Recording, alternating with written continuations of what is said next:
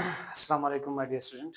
मेरा नाम आसिम खान है और मैं आपकी केमिस्ट्री का टीचर और हम पढ़ रहे हैं हमारे क्लास 12th की सेकंड चैप्टर जिसमें हम इनऑर्गेनिक केमिस्ट्री से सेकंड चैप्टर पढ़ने वाले हैं।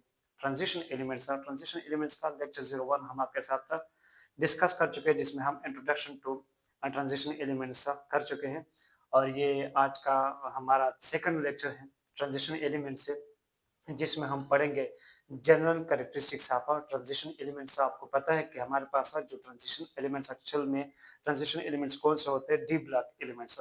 तो डी ब्लॉक एलिमेंट्स की कुछ जनरल कैरेक्टरिस्टिक्स हम पढ़ने वाले हैं। उनमें नंबर 1 जो है हमारे पास वो मेटालिक कैरेक्टर है। So what is a metallic character of, यानी कोई भी एलिमेंट्स के पास ऐसी टेंडेंसी कि वो इजीली इलेक्ट्रॉन को क्या कर सके, डोनेट कर सके। This is called a metallic character of an element. यानी कोई भी एलिमेंट जो आसानी के साथ इलेक्ट्रॉन को लॉस कर सके, इस काबिलियत ऑफ दिस एलिमेंट को हम क्या कहते हैं, उसकी मेटालिक कैरेक्टर। तो all the transition elements are metals. हमारे पास जितने भी ट्रांजिशन एलिमेंट्स होते हैं वो क्या होते हैं, मेटल्स होते हैं। क्यों? Why? Because metallic character is directly proportional to number of free electrons, freely moving electrons. तो यहाँ पर मैंने लिखा है नंबर ऑफ अनपेड इलेक्ट्रॉन्स, क्योंकि हमारे पास ट्रांजिशन एलिमेंट्स के पास अनपेड इलेक्ट्रॉन्स ज्यादा होते हैं डी में। आप लोग देख सकते हैं जब इसका इलेक्ट्रॉन कन्फिगरेशन आप करेंगे तो आपको डी में बहुत सारे अनपेड इलेक्ट्रॉन्स देखने को मिलेंगे। तो वो अनपेड इलेक्ट्रॉन्स क्या होते हैं, अनस्टेबल होते हैं। वो इजीली वो हमारा ट्रांजिशन एलिमेंट से लॉस कर सकता है, मतलब उसके पास वो इजीली उसके मेटल में हमारे पास बहुत ज्यादा अनपेड या फ्री इलेक्ट्रॉन्स पाए जाते हैं, जिसकी वजह से वो मेटालिक कैरेक्टर काफी बढ़िया शो करता है।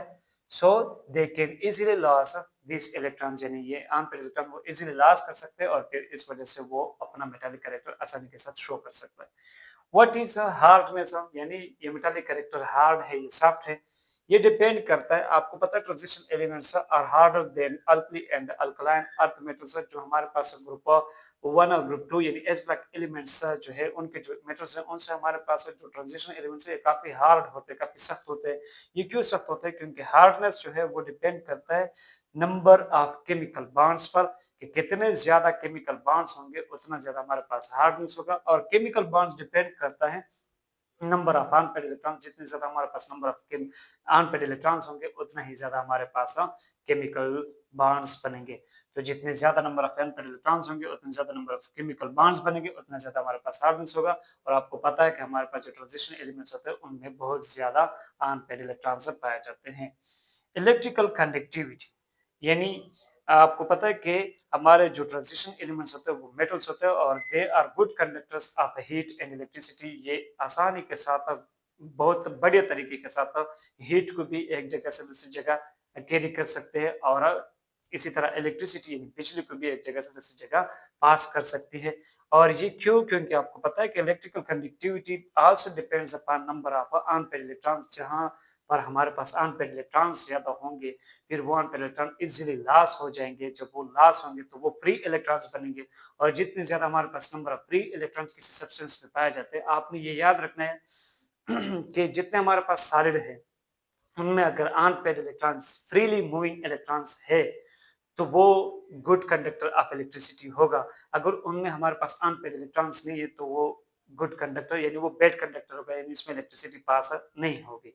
जैसे कि हमारे पास लकड़ी है, जैसे हमारे पास प्लास्टिक है, उनमें हमारे पास फ्री इलेक्ट्रॉन्स नहीं होते, तो इस वजह से वो क्या होते हैं, बैड कंडक्टर होते हैं, उनमें बिजली पास नहीं हो सकती। जबकि मेटल्स जो होते हैं उनमें फ्री इलेक्ट्रॉन्स होते हैं और फ्री इलेक्ट्रॉन्स की वजह से उनमें करंट पास हो सकता है।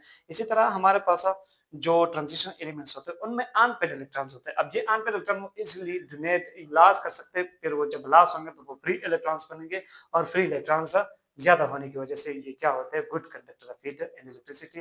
फोर्थ प्रॉपर्टी, फोर्थ कैरेक्टरिस्टिक्स इनके लिए क्या है, melting point and boiling point. यानी जो हमारे ट्रांजिशन एलिमेंट्स होते हैं इनमें इनका मेल्टिंग पॉइंट क्या होता है, इनका बॉइलिंग पॉइंट क्या होता है। तो पहले तो मैं आपको ये समझा दूं कि what is melting point and what is boiling point. पहले हम ये समझते हैं। सो मेल्टिंग हम कहते हैं जब हमारे पास सॉलिड लिक्विड किसी भी सब्सटेंस का जो सॉलिड स्टेट उसके लिक्विड स्टेट में कन्वर्ट हो रहा होता है उसको हम क्या कहते हैं, मेल्टिंग कहते हैं।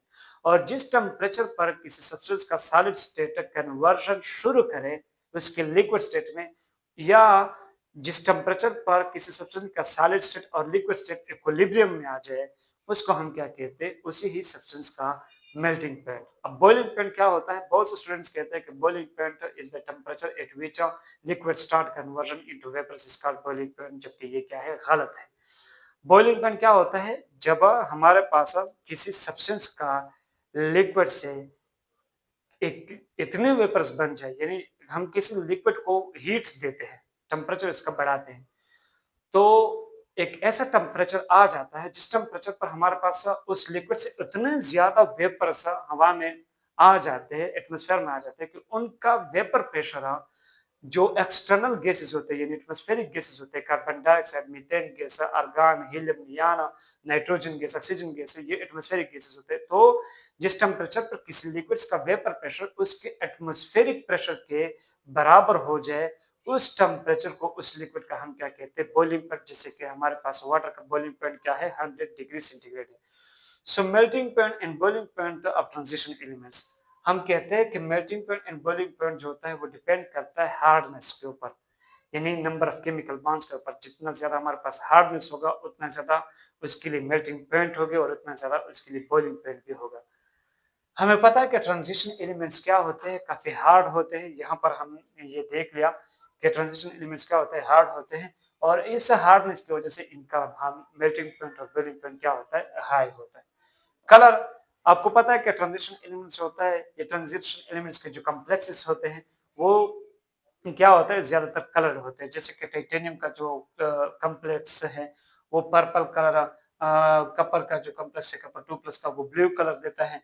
वेनेडियम 3+ का जो कॉम्प्लेक्स है यानी वो हमें क्या देता है? ग्रीन कलर देता है। सो ये कलर ये किस तरह हमें देता है ये हम एक्सप्लेन करेंगे। तो हमारे पास एक थ्योरी है जिसको हम क्रिस्टल फील्ड थ्योरी कहते हैं। वो कहता है कि जब हमारे पास किसी ट्रांजिशन एलिमेंट्स के पास लिगेंड्स आता है उसको इलेक्ट्रॉन देने के लिए, क्योंकि आपको पता है कि ट्रांजिशन एलिमेंट्स के डी डी ऑर्बिटल जो होता है वो इनकम्प्लीट होता है। तो इसके डी ऑर्बिटल को फिल अप करने के लिए जब लिगेंड्स इनके पास आते हैं उनको इलेक्ट्रॉन देने के लिए, तो वो लिगेंड्स इसके साथ रिपल्शन शो करता है, और उस रिपल्शन की वजह से हमारे पास जो डी ऑर्बिटल होता है वो दो हिस्सों में तकसीम हो जाता है, ईजी सेट में और टी2जी सेट में। लेट्स सपोज ये हमारे पास वेनेडियम 3+ का डी ऑर्बिटल है, जिसमें वेनेडियम 3+ का मतलब ये है कि इन्होंने 3 इलेक्ट्रॉन लॉस किए हैं।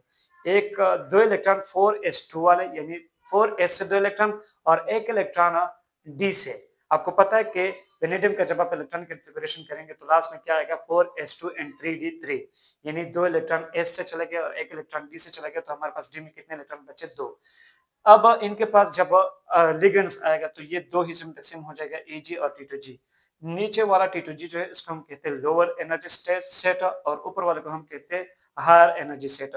आपको पता है कि डी ऑर्बिटल जो होते हैं उसमें हमारे पास एक होता है dx y, एक होता है dy z, एक होता है dz x, एक होता है dx स्क्वायर y स्क्वायर, एक होता है dz स्क्वायर।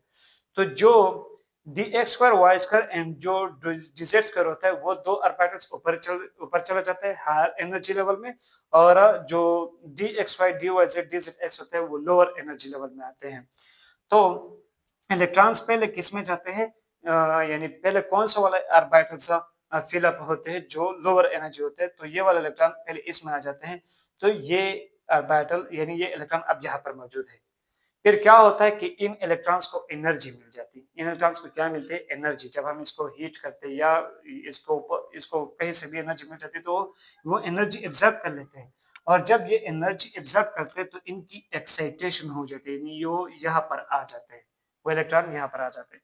फिर यहाँ पर ये इलेक्ट्रॉन क्या होता है? इनकम्फर्टेबल फील करता है। आपको पता है कि जब भी हमारे पास एनर्जी ज्यादा आ जाती है तो हम क्या फील करते हैं? इनकम्फर्टेबल फील करते हैं। इसी तरह इलेक्ट्रॉन भी होता है, जब उनके पास बहुत ज्यादा एनर्जी आ जाती है तो वो क्या होता है? इनकम्फर्टेबल फील करता है, यानी वो इस स्टेट से इस स्टेट में या इस स्टेट में खुश नहीं होता, तो फिर वो फिर से लोअर एनर्जी स्टेट में आना चाहता है।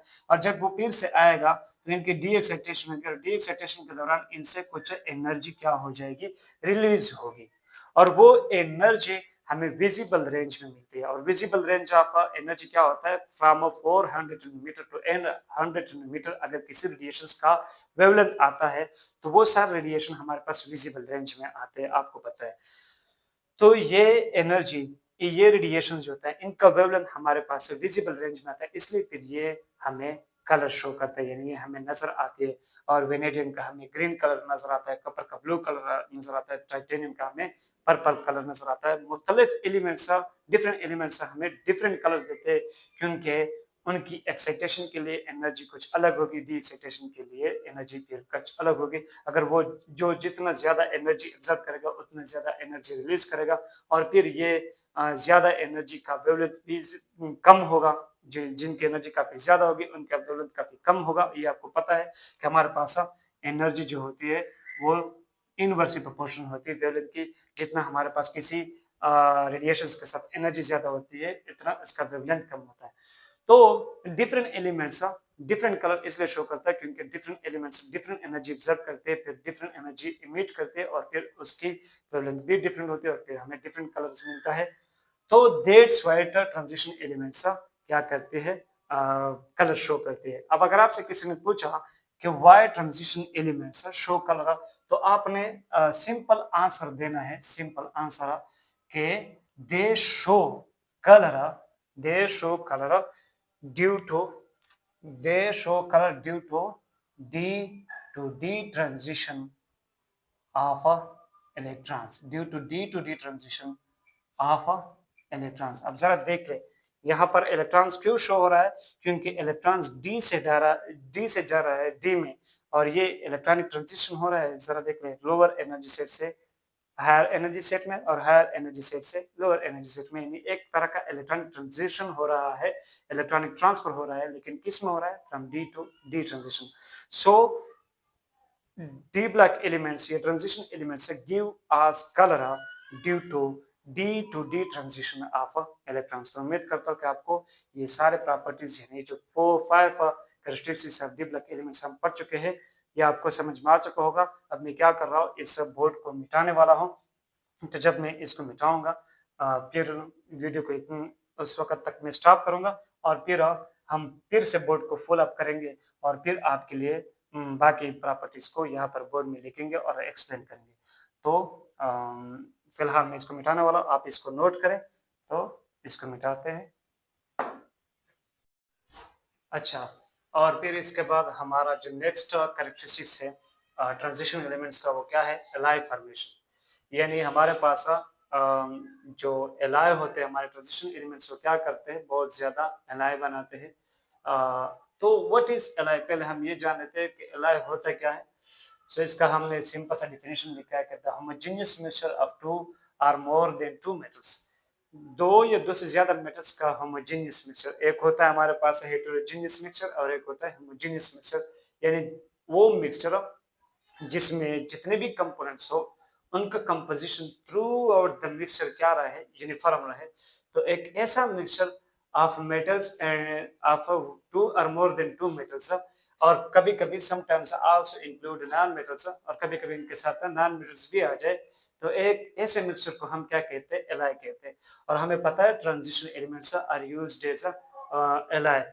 आपको पता है ब्रास जो होता है, इसमें हमारे पास क्या होता है, कपर और जिंक का मिक्सचर होता है, होमोजेनियस मिक्सचर। इसी तरह ब्रॉन्ज जो होता है उसमें होता है हमारे पास कपर, जिंक और टीन। इसी तरह हमारे पास होता है आयरन, क्रोमियम, निकल, कार्बन, किसमें, स्टील में।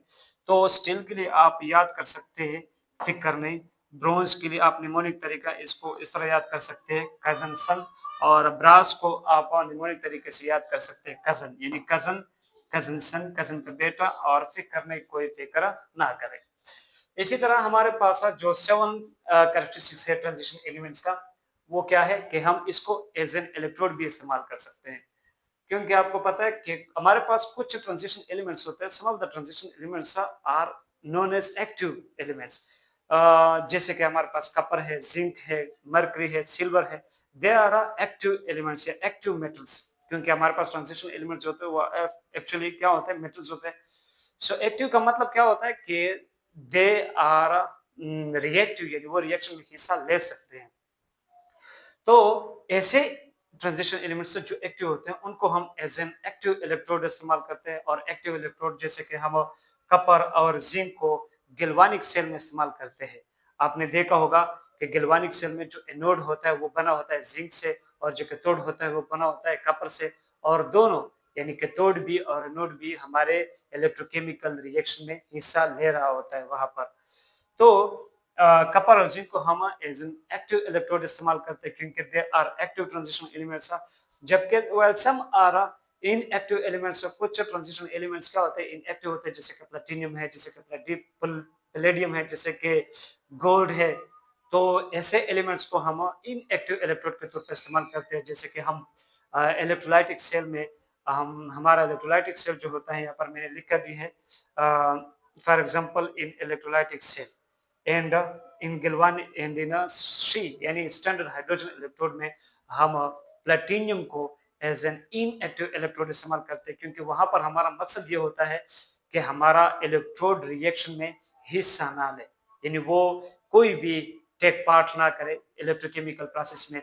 तो इसलिए हम वहां पर प्लेटिनियम या उसके अदर जैसे इलेक्ट्रोड इस्तेमाल करते हैं, लेकिन प्लेटिनियम यहाँ पर ज्यादा क्या होता है प्रेफर हम करते हैं, क्योंकि एक तो ये होता है कि इसकी रिएक्टिविटी बहुत कम है और बहुत और भी बहुत ज्यादा प्रॉपर्टी है कि यहाँ पर हम प्लेटिनियम की जगह पैलेडियम या निकल को क्यों नहीं यूज करते। तो इसके पीछे और भी बहुत सारे रीजन है, अगर आपने पूछना है तो आप कमेंट सेक्शन में मुझे बता देते, मैं आपको बता दूंगा कि प्लेटिनियम के अलावा हम पैलेडियम या निकल को क्यों यूज नहीं करते, क्योंकि वो भी तो इनएक्टिव होते हैं। तो हम इलेक्ट्रोलाइटिक सेल में या स्टैंडर्ड हाइड्रोजन इलेक्ट्रोड में प्लेटिनियम की जगह वो क्यों नहीं यूज करते। तो इसका अलग आंसर मिल जाएगा आपको, लेकिन फिलहाल आप ये याद रखें कि कुछ इनएक्टिव एलिमेंट्स होते हैं जैसे कि प्लेटिनियम, और इसको हम इन एज एन इनएक्टिव इलेक्ट्रोड इस्तेमाल करते हैं इलेक्ट्रोलाइटिक सेल और स्टैंडर्ड हाइड्रोजन इलेक्ट्रोड में।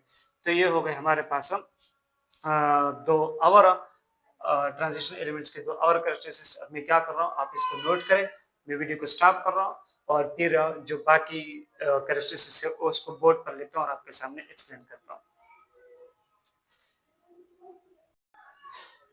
अच्छा, फिर इसके बाद हम हमारे जनरल कैरेक्टरिस्टिक्स का 8वां कैरेक्टरिस्टिक्स ऑफ ट्रांजिशन एलिमेंट्स पढ़ रहे हैं, जिसमें हम पढ़ रहे हैं variable oxidation state of transition elements. तो आप देख सकते हैं कि हमारे जो ट्रांजिशन एलिमेंट्स है आयरन, कॉपर, मैंगनीज और इसके अलावा बहुत और भी बहुत सारे transition elements different oxidation state show करता है, जैसे कि आयरन कभी 2 प्लस में होता है, कभी 3 प्लस में होता है, इसी तरह कभी कॉपर अपने कंपाउंड्स में +2 की ऑक्सीडेशन स्टेट में होता है, कभी +3 कभी +6। मैंगनीज +1 से लेकर +7 तक डिफरेंट ऑक्सीडेशन स्टेट शो कर सकता है। तो ये ऑक्सीडेशन स्टेट डिफरेंट को क्यों शो करता है, रीजन ये बताया गया है कि the energy difference between NS and N-1 d orbital is very less, कि जो हमारे पास है एक ट्रांजिशन एलिमेंट्स का जो NS ऑर्बिटल होता है और उसी ट्रांजिशन एलिमेंट्स का जो N-1 d ऑर्बिटल होता है, उनके बीच एनर्जी डिफरेंस काफी कम होता है और इस वजह से NS और N-1 d में इलेक्ट्रॉनिक ट्रांजिशन काफी आसान होता है, जिसके वजह से वो transition elements variable oxidation state show करता है। तो मैंने क्या कहा है, the energy difference between NS and N-1 d orbital is very less, which leads to easy electronic transition between NS and N-1 d orbitals. This phenomena results in variable oxidation state of transition elements. नोवा characteristics या nine characteristics of magnetic transition elements, वो क्या है, magnetic behaviour. तो याद रखें कि जो हमारे पास मैग्नेटिक प्रॉपर्टी होती है, मैग्नेटिक बिहेवियर होती है ट्रांजिशन एलिमेंट्स का या उसके कॉम्प्लेक्सेस का, वो डिपेंड करते हैं नंबर ऑफ अनपेयर्ड इलेक्ट्रॉन्स पर। अगर किसी ट्रांजिशन एलिमेंट्स के पास या उसके कॉम्प्लेक्सेस के पास, अब कॉम्प्लेक्सेस क्या होते हैं ट्रांजिशन एलिमेंट्स का, वो हम आगे डिस्कस करने वाले हैं। सो ट्रांजिशन एलिमेंट्स या उनके जो कॉम्प्लेक्सेस होते हैं और उनमें जो हमारे पास ट्रांजिशन एलिमेंट्स होता है, अगर उनके पास अनपेयर्ड इलेक्ट्रॉन्स मौजूद है तो वो ट्रांजिशन एलिमेंट्स या उनका वो कॉम्प्लेक्स वो क्या होगा, पैरामैग्नेटिक होगा। पैरामैग्नेटिक वो होता है जो चीजों को अट्रैक्ट करता है या रिपेल करता है, यानी वो कोई मेटालिक सब्सटेंस या कोई भी सब्सटेंस जो दूसरी चीजों को अपनी तरफ अट्रैक्ट कर सके या दूसरी चीजों को अपने आप से रिपेल कर सके, उसको हम क्या कहते हैं, पैरामैग्नेटिक। और वो ट्रांजिशन एलिमेंट्स है या उनके कॉम्प्लेक्स है जिसमें हमारे पास अनपेयर्ड इलेक्ट्रॉन्स मौजूद ना हो, तो उसको हम क्या कहते हैं, डायमैग्नेटिक, यानी वो ना तो किसी दूसरी चीज को अट्रैक्ट करता है ना किसी दूसरी चीज को रिपेल करता है। इसके बाद हमारे पास 10वां कैरेक्टरिस्टिक है ट्रांजिशन एलिमेंट्स का, वो क्या है, कॉम्प्लेक्स फॉर्मेशन। यानी ये जो कॉम्प्लेक्स बनाते हैं, कॉम्प्लेक्सेस बनाते हैं, इसको हम कोऑर्डिनेशन कंपाउंड्स कहते हैं। तो वो कोऑर्डिनेशन कंपाउंड्स या कॉम्प्लेक्स वो किस तरह फॉर्म करती है हमारे ट्रांजिशन एलिमेंट्स, उसके लिए ये बात की गई है कि हमारे पास ट्रांजिशन एलिमेंट्स जो होते हैं उनके पास इनकम्प्लीटली फिल्ड डी ऑर्बिटल होते हैं। तो वो transition elements due to incompletely filled orbitals they act as Lewis acids. और आपको पता है लेविस एसिड्स क्या होते हैं? Lone pair of electron acceptor. तो वो क्या करते हैं? दूसरे आने वाले आयन से नेगेटिव यानी एनायन से या आने वाले न्यूट्रल मॉलिक्यूल से, और कौन से न्यूट्रल मॉलिक्यूल जिसके पास लोन पेयर ऑफ इलेक्ट्रॉन मौजूद हो यानी सफिशिएंट इलेक्ट्रॉन हो, उनके पास एक ऐसा सेंट्रल एटम हो, एक ऐसा मॉलिक्यूल न्यूट्रल मॉलिक्यूल जिसके पास एक ऐसा एटम हो जिसके पास सफिशिएंट जो इलेक्ट्रॉन रिच सेंटर हो उनके पास, जैसे कि हमारे पास अमोनिया है NH3। तो वहां पर हमारे पास जो सेंटर एटम है नाइट्रोजन, वो एक इलेक्ट्रॉन रिच सेंटर है, उनके पास एक लोन पेयर इलेक्ट्रॉन होता है। तो एक ऐसा न्यूट्रल मॉलिक्यूल जिनके पास लोन पेयर इलेक्ट्रॉन होता है, या एक ऐसा एनायन जैसे कि क्लोराइड आयन है, ब्रोमाइड आयन है, नाइट्रेट आयन है, साइनाइड आयन है, तो ये जब ट्रांजिशन एलिमेंट्स के पास आएंगे they will act as Lewis base. वो lone pair of electron donate करेंगे और हमारा transition elements lone pair of electron accept करेंगे। तो इनके बीच क्या बनेगा? एक कोऑर्डिनेट कोवेलेंट बॉन्ड बनेगा, और इस कोऑर्डिनेट कोवेलेंट बॉन्ड की वजह से इन कंपाउंड को हम कहेंगे कोऑर्डिनेशन कंपाउंड्स। मैंने ये एग्जांपल दिया है, लेट्स सपोज आयरन। आयरन का एटॉमिक नंबर क्या होता है? 26। तो इसके डी ऑर्बिटल में हमारे पास टोटल कितने इलेक्ट्रॉन होते हैं? 6 इलेक्ट्रॉन होते हैं। कितने? 6। अब जब इनके पास क्या आता है, कोई लिगेंड आता है, लेट्स सपोज हमारे पास कौन आ रहा है? NH3। तो ये NH3 जब यहाँ आता है तो इसके आने की वजह से इनमें ये सारे इलेक्ट्रॉन रिपेल हो जाते हैं इनके इलेक्ट्रॉन की वजह से। तो ये क्या हो जाते हैं? इधर आ जाते हैं, यानी ये इधर ही हमारे पास इनर डी ऑर्बिटल्स में से ये अरेंज हो जाते हैं इस तरह। अब 6 के 6 इलेक्ट्रॉन हमारे पास इन 3d ऑर्बिटल्स में आ गए। ये 2 ऑर्बिटल्स मुकम्मल तौर पर वैकेंट बन गए। अब ये लोन पेयर इलेक्ट्रॉन को क्या कर सकेंगे? एक्सेप्ट कर सकेंगे। तो जरा देख ले, इसी तरह एक अमोनिया अपने 2 लोन पेयर इलेक्ट्रॉन इसमें डालेंगे, एक दूसरा अमोनिया अपने लोन पेयर इलेक्ट्रॉन इसमें डालेंगे, और इसी तरह एक ट्रांजिशन एलिमेंट्स और अमोनिया के बीच कोऑर्डिनेट कोवेलेंट बॉन्ड बनेगा, और फिर इसके कंपाउंड को हम कहेंगे कोऑर्डिनेशन कंपाउंड्स। सो इस तरह हमारे पास ट्रांजिशन एलिमेंट्स क्या बनाते हैं? Coordinate compounds. अब यहाँ पर ये बात मैं थोड़ा बहुत एक्सप्लेन करने वाला था कि ये NS और N-1D की बात क्या हो रही है, कि जो हमारे पास इनके बीच एनर्जी डिफरेंस किस तरह बहुत कम होता है, फिर इनमें इलेक्ट्रॉनिक ट्रांजिशन किस तरह आसान हो जाता है। जरा देख ले, अगर आपके पास कोई 3D सीरीज वाला एलिमेंट्स है, जैसे कि हमारे पास आयरन है, जिंक है, कपर है, क्रोमियम है, निकल सॉरी निकल तो नहीं, यानी स्कैंडियम से लेकर जिंक तक जितने भी एलिमेंट्स हैं उनको हम क्या कहते हैं? 3D सीरीज वाले डी एलिमेंट्स। तो लेट्स सपोज मैं बात कर दूं कि इसकी अगर हम स्कैडमियम की बात करें, स्कैडमियम इसका एटॉमिक नंबर है 21, और इसका इलेक्ट्रॉनिक कॉन्फ़िगरेशन करेंगे आप लोग तो क्या आएगा? लास्ट में आएगा 4s2 and 3d1, 4s2 and 3d1। अब जरा देख ले, ये इसका NS ऑर्बिटल बन गया और ये इसका बन गया N-1d। तो ये हो गई हमारे पास N-1d, और ये हो गई इसका बिल्कुल करीब में, इसके बहुत ही करीब NS ऑर्बिटल का एरिया। तो एक इलेक्ट्रॉन यहाँ पर है, 2 इलेक्ट्रॉन, और इसमें d ऑर्बिटल जिसमें भी एक इलेक्ट्रॉन है। तो ये इलेक्ट्रॉन आसानी के साथ इसमें आ सकता है क्योंकि इनके बीच एनर्जी डिफरेंस काफी ज्यादा नहीं है, बहुत कम एनर्जी डिफरेंस है। तो इलेक्ट्रॉनिक ट्रांजिशन यानी इस तरह एक, जैसे कि अगर इसमें हमारे पास क्या हो, मैं क्या कर लेता हूँ, इस तरह थोड़ा बना देता हूँ इनकी शेप ताकि आपको नजर आ सके। ये हो गई हमारी d ऑर्बिटल ऑफ स्कैडमियम। इसमें कितने ऑर्बिटल होते हैं? 5 ऑर्बिटल होते हैं। तो इसमें स्कैडमियम में हमारे पास यहाँ पर एक इलेक्ट्रॉन है, लेकिन इसके S में हमारे पास 2 इलेक्ट्रॉन है, तो ये वाला एक इलेक्ट्रॉन इधर आ सकता है। अब जरा देख ले, अगर ये इलेक्ट्रॉन यहाँ पर होता, अगर ये इलेक्ट्रॉन यहाँ पर होता तो स्कैडमियम सिर्फ क्या शो कर सकता? +1 ऑक्सीडेशन स्टेट शो करता, क्योंकि ये वाले इलेक्ट्रॉन तो क्या है? पेयर्ड शक्ल में है। अब ये लॉस होने वाले नहीं है, लेकिन क्या होता है कि 4s से इलेक्ट्रॉन फिर इसमें ट्रांजिशन कर सकता है, इसमें ट्रांसफर हो सकता है। तो फिर अब जरा देख ले, अब इनके पास कितने अनपेड इलेक्ट्रॉन आ गए? 3 अनपेड इलेक्ट्रॉन आ गए। अब वो +1 भी शो कर सकता है, +2 भी शो कर सकता है और +3 भी शो कर सकता है। यानी ऐसा कर सकता है कि एक इलेक्ट्रॉन लॉस करे तो इसके ऊपर +1 ऑक्सीडेशन स्टेट आएगा, 2 इलेक्ट्रॉन लॉस करे तो इसके ऊपर +2 ऑक्सीडेशन स्टेट आएगा, फिर 3 के 3 इलेक्ट्रॉन लॉस करे तो इसके ऊपर +3 ऑक्सीडेशन स्टेट आ सकता है। So this is the reason, यानी n-s और n-1 d ऑर्बिटल में इलेक्ट्रॉनिक ट्रांजिशन होता है।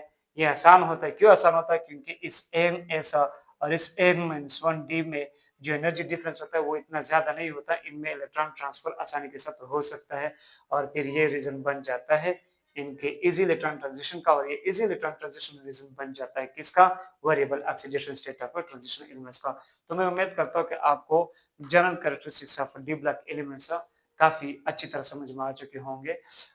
इसके बाद हम पढ़ेंगे हमारे coordination compounds, what is coordination compounds, और उसके साथ कुछ टर्मिनोलॉजीज इस्तेमाल होते हैं हमारे कोऑर्डिनेशन कंपाउंड में, जैसे कि लिगेंड्स होता है, टाइप्स ऑफ लिगेंड्स होते हैं, इसी तरह चेलेट लिगेंड होता है, कोऑर्डिनेशन स्पेयर होता है, आयनाइजेशन स्पेयर होता है। तो इन सारे टर्म्स को भी और हमारे कोऑर्डिनेशन कंपाउंड्स को भी इसमें हम इंशाल्लाह नेक्स्ट लेक्चर में आपके साथ डिस्कस करेंगे। तब तक के लिए अल्लाह हाफिज, ऑल दी वेरी बेस्ट।